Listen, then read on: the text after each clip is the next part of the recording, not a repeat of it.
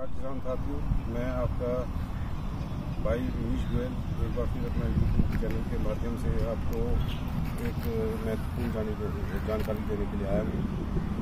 आज जो हमारा विषय है बात करने का वो है बात सॉइल ट्रीटमेंट। सॉइल ट्रीटमेंट के अंदर मैं कुछ चीज़ें बताऊँगा कि हम जब जीरी लगाते हैं, खासकर जीरी की बात कर रहा हूँ, उस टाइम हमारे पास काफ़ी अच्छा टाइम होता है, तो उसके अंदर हमें अपनी सॉइल का ट्रीटमेंट कर लेना चाहिए।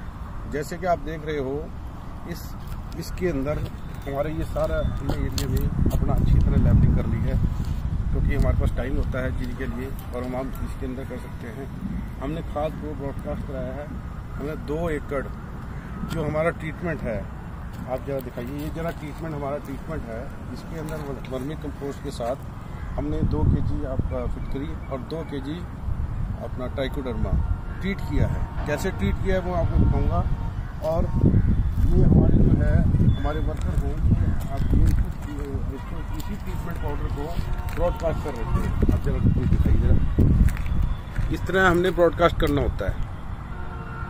ये ब्रॉडकास्ट जो है गीले खेत को भी कर सकते हैं, वर्षा आ रही है तो सूखे खेत को फिर नमी दे सकते हैं या पानी दे सकते हैं। तीनों तरीके से ये ब्रॉडकास्ट हो सकता है। अब मैं एक थोड़ा हद कुछ बताना चाहूँगा।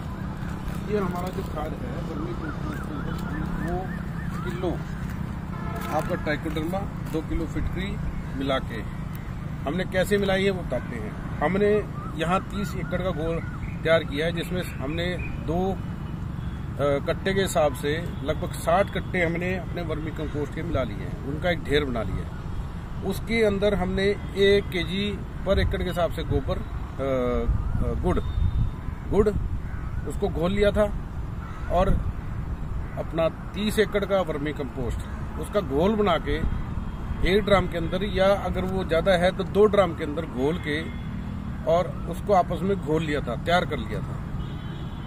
अब हमारा घोल तैयार हो गया। घोल तैयार होने के बाद हमने फिर जो अपनी घेरी बना रखी थी वर्मी कंपोस्ट की, उसके अंदर हमने उस पानी का छिट्टा दिया था जिसमें हमने गुड़ और वर्मी कंपोस्ट अपना ट्राइकोडर्मा तैयार कर रखा था। उसको हमने सारे अपने घोल को छिट्टा मार मार के और उसको फिटकरी मार के, फिटकरी का भी छंटा मार के और उसको मिक्स कर लिया था और उसके अंदर पानी छोड़ दिया था। पानी छोड़ने का मतलब जो हमने घोल तैयार किया था वो देते रहे, साथ में फिटकरी मारते रहे, उसका घोल बना के बिल्कुल घोल के तैयार कर लिया था। अब उसके अंदर क्या होता है, आप प्लीज इधर आएंगे, ये हमारे इस तरह की फंगस बन जाती है। ये फंगस जनरेट होनी जरूरी है। ये क्रीम रंग की और हल्के से हरे रंग की फंगस होती है। ये बताता है कि आपका जो है ना बैक्टीरिया एक्टिवेटेड हो चुका है। अब ये एक्टिवेटेड बैक्टीरिया इस ढंग से, जैसे हमारे वर्कर्स गिर रहे हैं, इस ढंग से इसको जो है ना वो इस ढंग से इसको ब्रॉडकास्ट करते हैं। ब्रॉडकास्ट करने के टाइम एक चीज का 2 बातों का और ध्यान रखना है। ये जो है आपका, एक तो खेत नरम हो या नरम कर दो, जब बरसात से पहले गिर दो ताकि वो नरम हो जाए। दूसरी बात, आपने 10 दिन तक कोई रासायनिक खाद का उपयोग नहीं करना। ये भी एक इसमें बात है। अगर आपने रासायनिक खाद का उपयोग कर दिया तो वो 10 दिन के अंदर उपयोग कर दिया तो ये इनएक्टिव हो जाता है।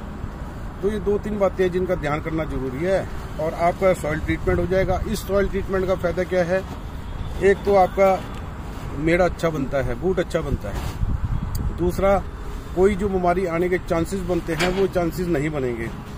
तीसरा, जैसे हम किसी चीज को स्टरलाइज कर लेते हैं, हमारा खेत स्टरलाइज हो जाता है और उसके अंदर एक सॉइल कंडीशनिंग हो जाती है, जिसका हमें अपनी फसल के अंदर लाभ मिलता है। हमारी फंगीसाइड या किसी प्रकार की सॉइल कंडीशनिंग की लागत कम होती है।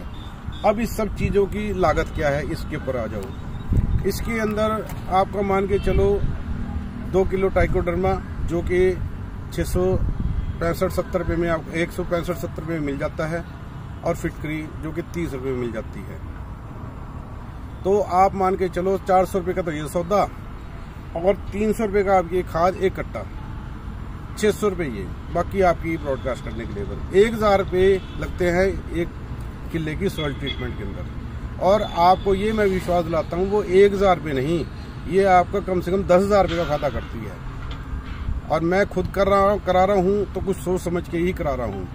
तो मैं अपने YouTube के माध्यम से ये कहता हूँ कि भी इन चीज़ों का भी ऊपर थोड़ी सी हमें गौर करनी चाहिए, और इसके ऊपर हमें जब अपनी जीरी लगाते हैं या गन्ना लगाते हैं साल में एक बार सॉइल ट्रीटमेंट जरूर करना चाहिए।